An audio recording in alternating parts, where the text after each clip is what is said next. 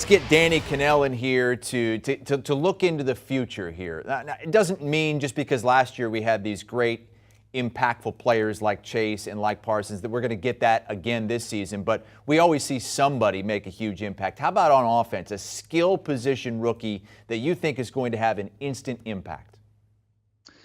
So I'm looking at the Tennessee Titans and Treylon Burks, the wide receiver out of Arkansas, who I liked a lot coming out of this draft.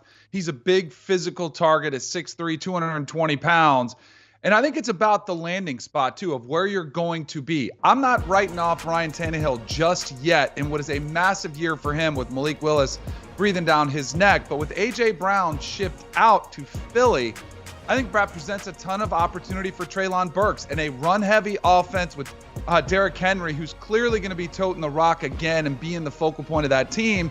What does that do? That opens up opportunity in the pass game. And I think Robert Woods will be the receiver that will get most of the attention, maybe some safety help over the top, which allows Treylon Burks the opportunity to get better matchups off the ball or on the backside of routes and better man-to-man matchups. And I think if you're watching the film of the way they used him at Arkansas, there are other opportunities to bring him in there, not only as a receiver, but also in the backfield to carry the ball on some speed sweeps. If you're creative with Treylon Burks, which I do think the Titans will be, he could have a monster rookie season on a team which I think will, again, probably be competing for a division title. For the first time in 9 years, only one quarterback taken in the first round, didn't have any taken in the second round. If you had to pick between these rookie quarterbacks, who would be the most likely that could get the start, maybe replace a veteran by sometime mid-season or so?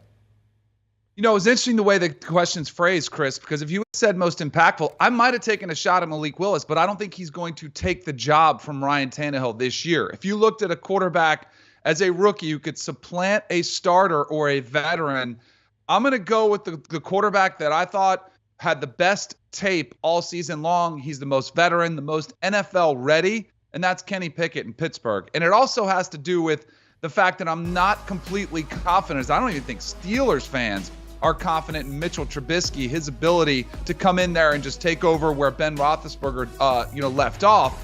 I think Kenny Pickett will be able to challenge Trubisky early. He's got a lot of familiarity. He's played a ton of football. He's an older rookie at the age of 24 than what we normally see. He doesn't have your typical learning curve for a rookie where you got to shop for houses, you got to get a lay of the land.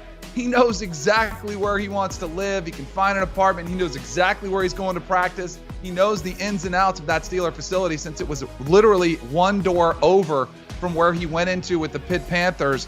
I think he's the type of quarterback that will be able to pick up the system and challenge Mitchell Trubisky. So of all these quarterbacks, I like him as the best to supplant the starter. As I mentioned, the favorite right now for Rookie of the Year is a wide receiver, and that would be Drake London with the Atlanta Falcons. And I think a lot of that has to do with the fact that they don't have Calvin Ridley, and he's going to be a guy that they're going to go to early and often this season, and a team that's not going to be very good. But who would your pick for Offensive Rookie of the Year be at this point? Man, I had a lot of accolades for the Jets during the draft, and I'm going to go ahead with one of their players, and it's not their top pick in Sauce Gardner. It's not their top receiver in Garrett Wilson. It's the running back they picked up in Breece Hall from Iowa State. He's the best running back in this class, and more importantly, it's about opportunity. I think the Jets are going to try to do the best to put Zach Wilson in a position to succeed. How do you do that? You give him a run game, and you give him a back like Breece Hall. We've seen other backs. Look at the year that Jonathan Taylor had for the Colts this past season, not in the MVP conversation. Now, I think that would be a stretch, and everyone would say you're crazy if you think that's what Breece Hall is going to do. But I think he can come in and take a large part of the workload. He can catch the ball out of the backfield, take the screens. He can pick up the pass protection schemes. But I think statistically, he'll be able to turn some heads, possibly catch some votes because of what he's going to do running the football for the New York Jets. A lot of people bullish on the draft for the Jets, myself included, might have picked up the top at each position of their top three picks. Do you want a sports network that delivers everything that matters about the game? The highlights, the picks, the instant analysis, no yelling, no fake debates, no politics. Hit the subscribe button and never miss a moment.